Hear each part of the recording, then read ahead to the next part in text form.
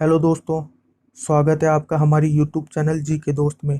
दोस्तों आज है 5 जुलाई 2021 और 5 जुलाई से संबंधित करंट अफेयर्स के जितने भी इम्पोर्टेंट क्वेश्चंस बनते हैं उनकी चर्चा आज हम इस वीडियो में करेंगे। तो बने रहिए आप हमारे साथ शुरू से लेकर अंत तक।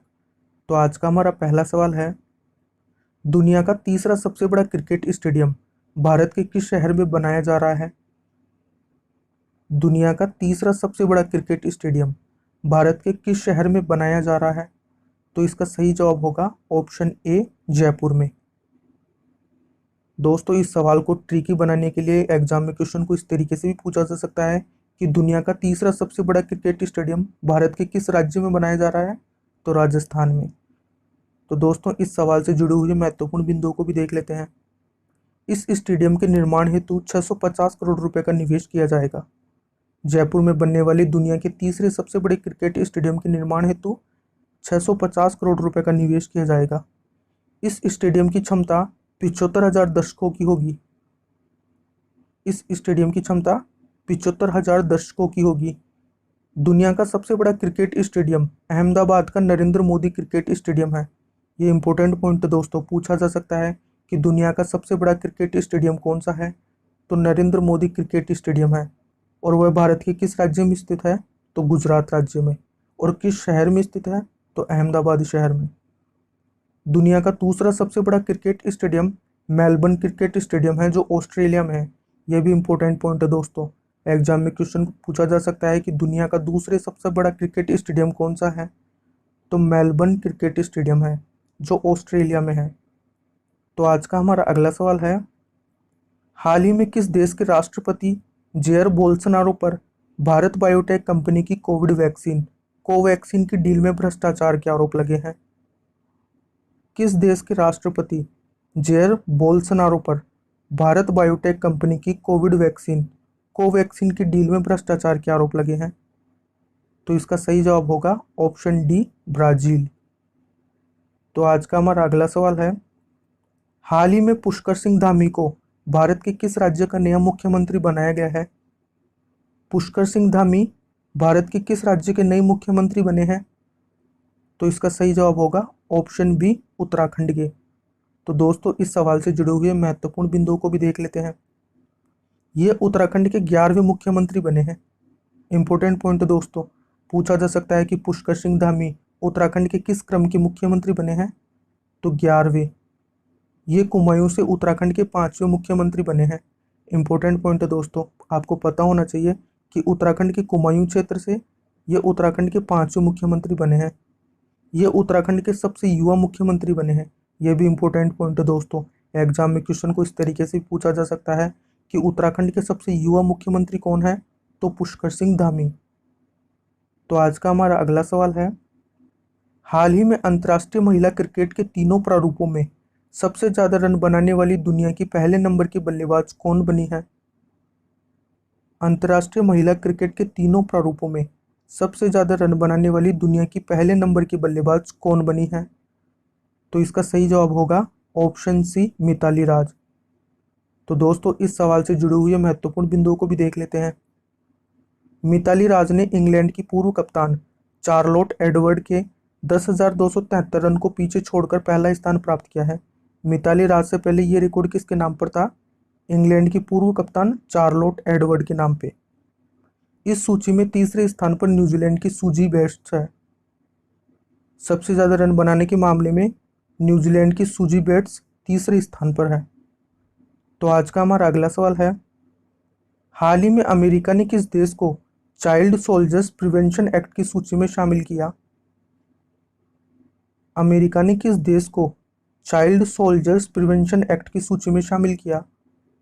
तो इसका सही जवाब होगा ऑप्शन डी, पाकिस्तान को। तो दोस्तों इस सवाल से जुड़े हुए महत्वपूर्ण बिंदुओं को भी देख लेते हैं। यह कानून उन विदेशी सरकारों की पहचान करता है जो छोटे छोटे बच्चों को भी अपनी सेना में भर्ती करते हैं या फिर सेना के अलग अलग कामों में लगाते हैं जिसमें हथियार शामिल रहता है।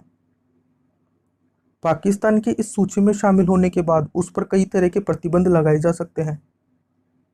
तो आज का हमारा अगला सवाल है, हाल ही में कौन अंतर्राष्ट्रीय क्रिकेट में 2000 से ज्यादा ओवर करने वाली दुनिया की पहली महिला गेंदबाज बनी? अंतर्राष्ट्रीय क्रिकेट में 2000 से ज़्यादा ओवर करने वाली दुनिया की पहली महिला गेंदबाज कौन बनी है? तो इसका सही जवाब होगा ऑप्शन सी, झूलन गोस्वामी। इनका संबंध भारत से है, ये भारतीय महिला गेंदबाज है। तो आज का हमारा अगला सवाल है, किस राजनीतिक दल द्वारा अपना 25वां स्थापना दिवस 5 जुलाई 2021 को मनाया जाएगा? कौन सा राजनीतिक दल अपना 25वां स्थापना दिवस 5 जुलाई 2021 को मनाने जा रहा है? तो इसका सही जवाब होगा ऑप्शन बी, राष्ट्रीय जनता दल। तो दोस्तों, इस सवाल से जुड़े हुए महत्वपूर्ण बिंदुओं को भी देख लेते हैं।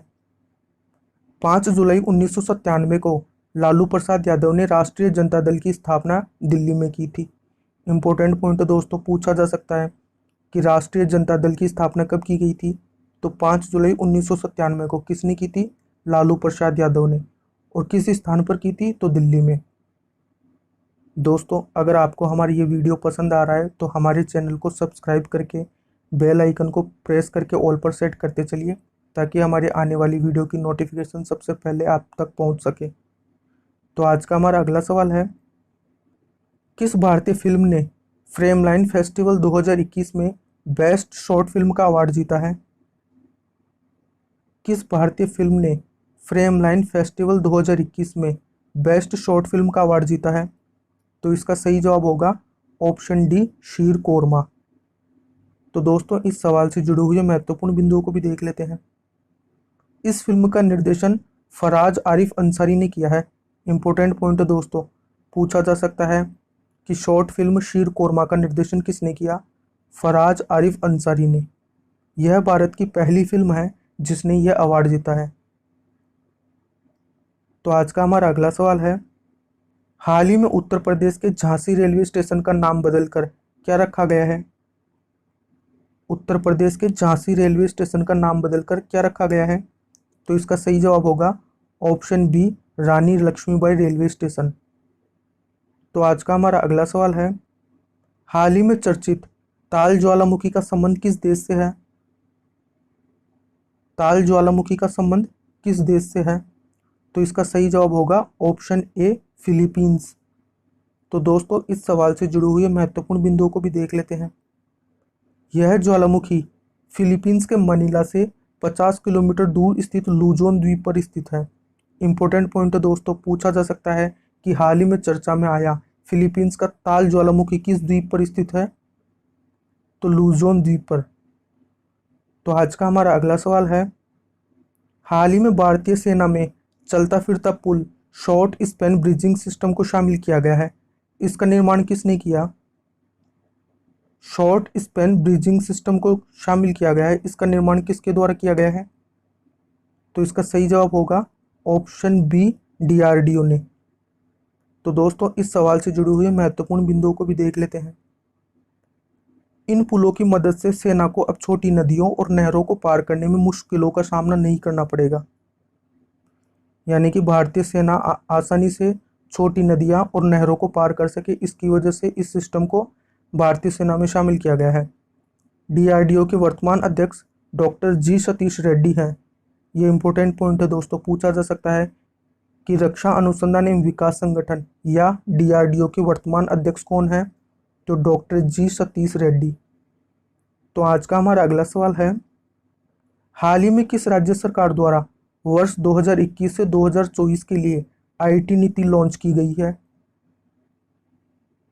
किस राज्य सरकार द्वारा वर्ष 2021 से 2024 के लिए आईटी नीति लॉन्च की गई है? तो इसका सही जवाब होगा ऑप्शन डी, आंध्र प्रदेश। तो दोस्तों, इस सवाल से जुड़े हुए महत्वपूर्ण बिंदुओं को भी देख लेते हैं। आंध्र प्रदेश की नई आईटी पॉलिसी 31 मार्च 2024 तक लागू रहेगी। कब तक? 31 मार्च 2024 तक लागू रहेगी। इस आईटी नीति के तहत आंध्र प्रदेश ने आगामी वर्षों में 783 करोड़ रुपए का राजस्व अर्जित करने का लक्ष्य रखा है। कितना? 783 करोड़ रुपए का राजस्व अर्जित करने का लक्ष्य रखा गया। तो आज का हमारा अगला सवाल है, हाल ही में केंद्र सरकार ने एलआईसी अध्यक्ष की सेवानिवृत्ति की आयु बढ़ाकर कितने वर्ष कर दी है? केंद्र सरकार ने एलआईसी अध्यक्ष की सेवानिवृत्ति की आयु बढ़ाकर कितने वर्ष कर दी है? तो इसका सही जवाब होगा ऑप्शन बी 62 वर्ष। तो दोस्तों इस सवाल से जुड़े हुए महत्वपूर्ण बिंदुओं को भी देख लेते हैं। भारतीय जीवन बीमा निगम स्टाफ विनिमय 1960 में संशोधन करके सेवानिवृत्ति की आयु बढ़ा दी गई है। इंपॉर्टेंट पॉइंट दोस्तों, पूछा जा सकता है कि LIC के अध्यक्ष की सेवानिवृत्ति की आयु बढ़ाने के लिए भारत सरकार द्वारा किस नियम में संशोधन किया गया। तो भारतीय जीवन बीमा निगम स्टाफ विनिमय 1960 नियमों में किए गए परिवर्तनों को भारतीय जीवन बीमा निगम कर्मचारी संशोधन नियम 2021 कहा जाएगा। यानी कि जो संशोधन किया गया है उसके बाद यह अधिनियम भारतीय जीवन बीमा निगम कर्मचारी संशोधन नियम 2021 कहा जाएगा। भारतीय स्टेट बैंक को छोड़कर अधिकांश सार्वजनिक उपक्रमों के शीर्ष अधिकारियों के लिए सेवानिवृत्ति की आयु 60 वर्ष है, सिर्फ भारतीय स्टेट बैंक को छोड़कर। तो आज का हमारा अगला सवाल है, हाल ही में किस राज्य सरकार द्वारा जन सहायक आपका सहायक ऐप लॉन्च किया गया है। किस राज्य सरकार द्वारा जन सहायक आपका सहायक ऐप लॉन्च किया गया है। तो इसका सही जवाब होगा ऑप्शन सी हरियाणा सरकार द्वारा। तो आज का हमारा अगला सवाल है, हाल ही में किसने वाको इंडिया किक बॉक्सिंग फेडरेशन को राष्ट्रीय खेल महासंघ के रूप में मान्यता देने की घोषणा की है। वाको इंडिया किक बॉक्सिंग फेडरेशन को राष्ट्रीय खेल महासंघ के रूप में मान्यता देने की घोषणा किसने की है। तो इसका सही जवाब होगा ऑप्शन सी खेल मंत्रालय ने। तो दोस्तों इस सवाल से जुड़े हुए महत्वपूर्ण बिंदुओं को भी देख लेते हैं। India kick boxing federation kick boxing के लिए एक विश्व निकाय है। यह अंतर्राष्ट्रीय ओलंपिक समिति का अस्थायी रूप से मान्यता प्राप्त सदस्य है। किक बॉक्सिंग फेडरेशन अंतर्राष्ट्रीय ओलंपिक समिति का अस्थायी रूप से मान्यता प्राप्त सदस्य है। तो दोस्तों आज का हमारा बोनस सवाल है, हाल ही में केंद्रीय मंत्रिमंडल ने कार्मिक प्रशासन और शासन सुधारों के नवीनीकरण पर भारत और किस गणराज्य के बीच हुए समझौता ज्ञापन को मंजूरी दी है। केंद्रीय मंत्रिमंडल ने कार्मिक प्रशासन और शासन सुधारों के नवीनीकरण पर भारत और किस गणराज्य के बीच हुए समझौता ज्ञापन को मंजूरी दी है। तो इसका सही जवाब होगा option B Gambia. Thank you for watching this video. दोस्तों आपको आज का हमारा ये वीडियो कैसा लगा हमें कमेंट करके ज़रूर बताएं और हमें इंस्टाग्राम पर भी फॉलो कर लीजिएगा। मिलते हैं एक और नई वीडियो में, तब तक के लिए बाय एंड टेक केयर।